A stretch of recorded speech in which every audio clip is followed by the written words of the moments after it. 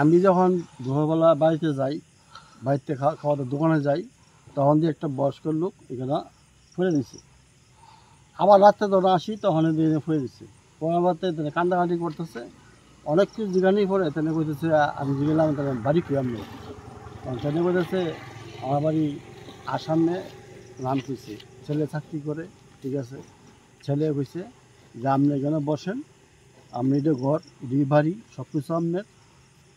তো বৃদ্ধ বাবা কী করবো, হাত পা ফুলছে, তখন কান্দাকাটি করতেছে। আমরা জল আর স্লাইস মিষ্টি এনে দিলাম, দেওয়ার পরে মানে আসাম থেকে মানে বিশাল করে কি কারণে আইনা দিছে? আইনা দিছে তেনের ছেলে।